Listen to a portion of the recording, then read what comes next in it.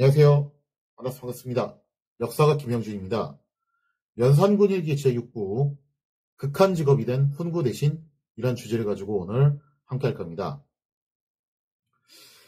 왕과 대간들 사이에서의 줄다리기는 계속되어 갔죠. 대간들은 걸핏하면 사직상소를 올려댔고 연산은 복직을 명해요. 그런데 이 대간들의 요구는 또 끝내 들어주지 않는 그런 이제 평행선 강대 강의 대치가 지속되고 있었습니다. 문제는 이때 당시 대간들의 행동이 뭔가가 좀 많이 생략된 모습이라는 거예요. 대단히 기형적인 형태거든요.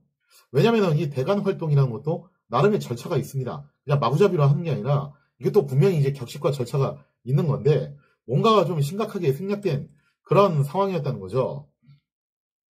자, 그럼 이제 대간들의 기본적인 절차는 어떻게 하냐? 물론 뭐 이제 꼭 100% 이렇게 가는 건 아니고 중간 단계가 조금 생략되는 경우도 종종 있을 수 있어요. 근데 기본적으로는 이런 단계를 거치게 됩니다. 일단 대간 한두 사람이 어떤 사안에 대해서 문제 제기를 합니다. 사원부가 됐던 사관원이 됐던 홍문관이 됐던 거기에 소속된 관원 중 한두 사람이 이걸 제기를 해요. 자, 그런데 이게 만약에 받아들여지지 않는다라고 하면은 각 부서에 이제 공론으로 이거를 또 형성을 하게 됩니다. 예를 들자면은 사원부의 어떤 관원이 대간이 왕에게 비판을 했어요. 이건 이렇게 하시면 안 됩니다. 근데 왕이 이제 이걸 무시를 했단 말이죠. 그러면 사원부에 있는 동료들을 설득을 해가지고 이걸 사원부 전체의 공론으로 만드는 겁니다. 자, 그리고 나서 그 해당 부서, 뭐 사원부면 사원부, 사관원이면 사관원, 그 해당 부서가 나서가지고 이의제기를 합니다. 그래도 받아들이지 않는다. 보통은 이제 양사라고 하죠. 그죠? 사원부와 사관원, 이 양사가 합동을 해가지고, 양사 합계라고 해요. 합동을 해가지고 건의를 하게 되고, 경우에 따라서는 홍문관까지 플러스 해가지고 3사 전체가 이제 가세를 하는 경우도 생깁니다. 이러면 정말 이제 판이 커지는 상황이 오게 되죠. 자, 그리고 여기서 끝내는 것이 아니라 각 부처의 수장들, 뭐 대사원, 그 다음 또 이제 대사관, 이런 사람들이 나서가지고 왕에게 직접 건의를 해요. 그리고 이제 특히 홍문관에서는 경연자리에서 이제 왕을 달달아 볶습니다. 그리고 또 이제 장문의 상소를 올리기도 해요. 자, 그렇게 해도 받아들이지 않는다. 그러면은 드라마에서 이제 많이 보는 장면이죠. 신하들이 떼거리를 올려놔가지고 대간들이죠, 그죠?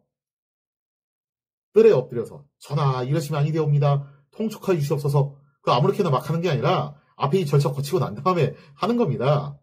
자, 그래도 받아들이지 않는다. 그러면은 이때 가서 이제 마지막으로 꺼내드는 카드가 뭐냐면은 집단으로 사직을 하는 것이다 라고 볼 수가 있겠죠.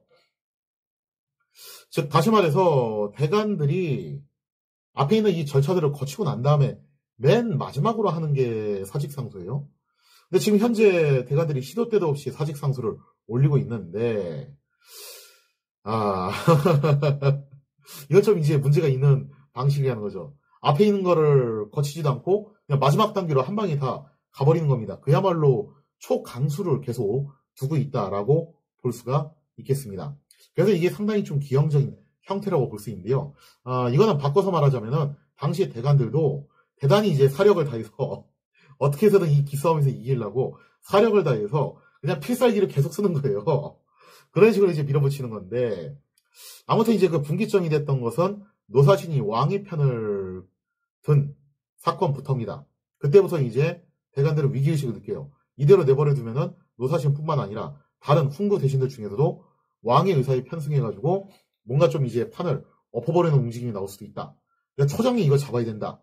그러면서 초강수라고 할 수 있는 사직상수를 계속 올려댔다라는 겁니다.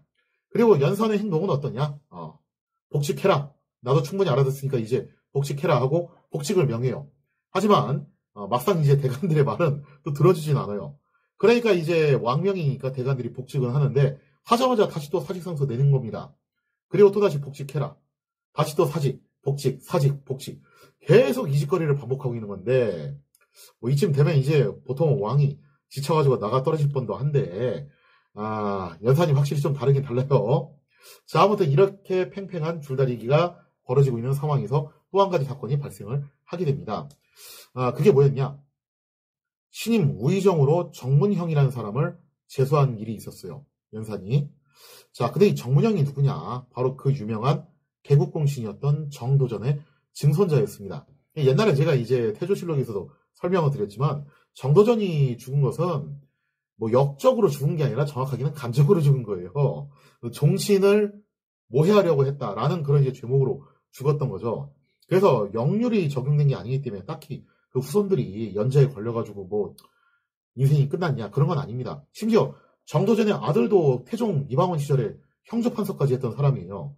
그러니까 그 후손들이 계속 관직에 어느 정도 진출을 하는 것이 가능했고 증손자 때는 우의정 후보군으로도 올라오게 됩니다. 자, 아무튼 이 정문영이라는 사람이 이제 그 우의정 후보군으로 올라오게 되는데 문제는 이 사람이 증조부였던 정도전하고는 좀 많이 달라요. 그렇게까지 기계 있는 인물은 아니었습니다. 그래서 사람이 참 이제 평이한 사람이었죠. 큰 허물도 없지만 큰 업적도 없는 대단히 이제 평범한 인물이었습니다. 아무튼 뭐 이제 무난한 인물이었는데 그래서 이제 연산은 이렇게 무난한 사람이니까 이 사람 우의정을 임명해도 대관들이 딴지 안 걸겠지라고 생각을 하고서 아마 그런 생각을 갖고서 이제 정문영을 우의정에 제수를 하려고 했던 것 같아요. 그리고 대신들도 여기에 대해서 동의를 했습니다. 괜찮은 것 같습니다 하고 동의를 했는데 이게 웬걸 대관들이 이거를 또 딴지를 걸게 됩니다. 뭐 가지고 딴지를 걸었냐? 자, 대관들이 정문영의 우의정 제수를 반대한 이유가 도대체 무엇이냐? 얼핏 생각하면은 어쨌든 정문영의 증조부인 정도전이 뭐 그런 식으로 비명이 갔고 하여튼 불명예스럽게 갔잖아요. 그죠? 그러니 이제 그 후손인 정문영을 제수하면 안 됩니다. 이런 식의 반론이 나왔을 것 같기도 한데 반대사를 들어보면 좀 당황스럽더라고요. 당시 대관에서 이제 반대했던 이유가 뭐였냐면 이거였어요. 조상님 얘기가 아니라 정문영 당사자에 대한 이야기였는데 정문영이 무슨 비리를 저질렀냐 혹은 뭐 이제 사생활에 좀 문제가 있었냐 그런 것도 아니에요. 이유가 이겁니다. 정문영이 지난 50년간 관직에 있으면서 이렇다 할 공을 세운 게 없다라는 거예요. 이런 인물은 우의정에 나갈 수 없습니다. 이제는 뭐 별걸 가지고 다 트집을 잡게 되는데 딱히 흠이 있어서 그런 게 아니라 공이 없으니까 안 된다라는 겁니다. 자, 그래서 이제 연사는 이런 식으로 반론을 했죠. 하지만 정문영은 특별한 흠이 없다. 그리고 이미 대신들하고 논의를 다 끝낸 건데 뭐 이제 와서 이거 가지고서 반대를 하냐. 그냥 내가 시킨 대로 해라 하고서 명을 내립니다. 그러자 대관들은 또다시 그 안 좋은 버릇이 나오기 시작을 해요. 다시 또 사직상소를 올립니다. 자, 그러자 연사는 연산대로 대관들의 말을 들어주지는 않으면서 복직을 또 명하는 그런 이제 행동이 계속 반복되게 돼요. 이런 줄다리기가 무려 2달간이나 이어집니다. 참 징글징글하죠. 2달 동안 이거 가지고 계속 싸우게 되는데 제가 전 시간에도 설명드렸다시피 제일 큰 문제점이 뭐냐면은 성장 동력이 지금 엉뚱한 데 자꾸 허비가 되고 있다는 거예요.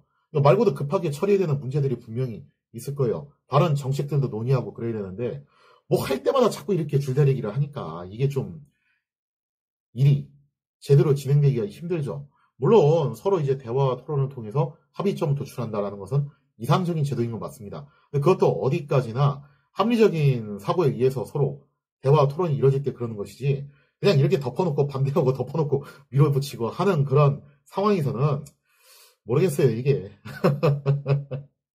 국가적인 차원에서 보면 대단한 역량 낭비라고 할 수가 있는데 자, 아무튼 간에 상황이 이쯤되니까 연산이 대신들을 한 번 더 소집을 해요. 그러면서 정문영에게 우의정을 제수하는 것이 과연 타당하냐? 한 번 더 논의를 해봐라. 라고 이렇게 명을 내리게 됩니다. 자, 이때 논의 과정에서 윤필상을 비롯했던 대신들이 이런 얘기를 해요. 저희가 처음에 정문영을 우의정에 제수하는 것에 대해서 동의를 했지만 지금 와서 살펴보니까 대관들이 저렇게 길을 쓰고 반대를 하는 걸 보니까 뭔가 결격 사유가 있는 거 아니겠습니까? 저희가 몰라서 그렇지.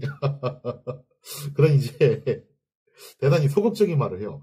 우리가 몰라서 그렇지 뭔가 결격 사유가 있으니까 저런 거 아니겠습니까? 그래서 일단은 대관들의 요청을 들어주시는 것이 어떻겠습니까? 라는 그런 이제 하여튼 소극적인 대답을 내놔요. 자, 이런 대답을 들은 연산 대단히 크게 실망을 할 수밖에 없었죠. 왜냐면 대신들이 그래도 자기 편을 좀 들어줄 줄 알고서 소집을 했는데 이것들도 지금 대관 눈치를 보고 있는 거예요. 그래서 연산이 여기서 싸하게 한마디를 합니다. 뭐라고 얘기하냐면은 나는 정문영이 우의정에 역임될 만한 인물인지를 물어봤는데 대신들은 거기에 대한 답변을 하질 않고 뭔 대관들의 말을 자꾸 근거로 해가지고 눈치 보기를 하고 있냐. 그러면서 이제 이런 얘기를 하죠. 왕의 무릎은 가볍고 대관들의 비판은 무거운 것이냐. 쉽게 말해서 지금 대신들 나보다 대간이 더 무서운 거야? 그런 거야? 라는 그런 대단히 이제 전곡을 치르는 말을 내뱉었다라고 해요.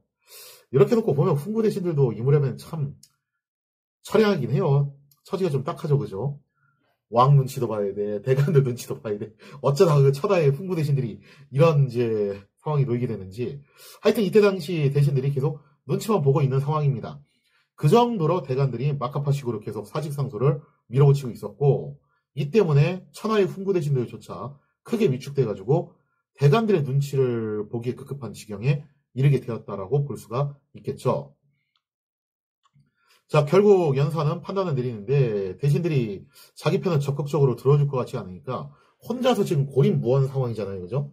이 상황에서는 더 이상 방법이 없다. 대간들의 기세를 꺾기는 힘들 것 같다라고 판단을 하고 일단 한 발 물러서게 됩니다.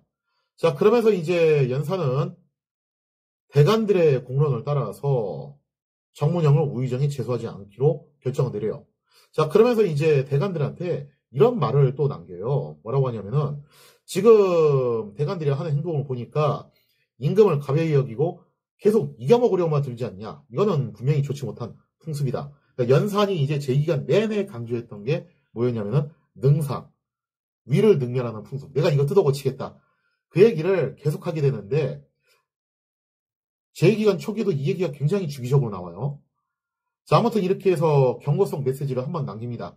그리고 대간들은 저희가 어떻게 감히 그런 거겠습니까? 다 나라를 위해서 그런 것입니다. 하하하 하고서 이렇게 대강 또 얼버무리고 넘어가죠. 자, 아무튼 이렇게 해서 대간들은 일단 새로운 임금과의 기싸움에서 승리를 거두게 됩니다. 대간들은 그런 생각을 했을 거예요. 드디어 1승을 거뒀다. 이대로만 나간다면 새 임금도 선왕과 같은 유형의 도학군주가 되지 않겠냐. 자, 그렇게 이제 믿음을 가지면서 앞으로 더 열심히 하자 하고 이제 파이팅을 하게 되는데, 역시 연산 만만치 않습니다. 연산이 여기서 갑자기 꺼내던 카드가 있어요. 그게 뭐였냐면은 자기 어머니 해미 윤씨와 관련된 카드였다는 거죠. 자, 과연 이 카드를 꺼내던 연산 대간들을 제압하고 다시 또 전국의 주도권을 가져올 수 있을 것입니다. 거기에 대한 이야기는 다음 시간에 이어서 계속하도록 하겠습니다.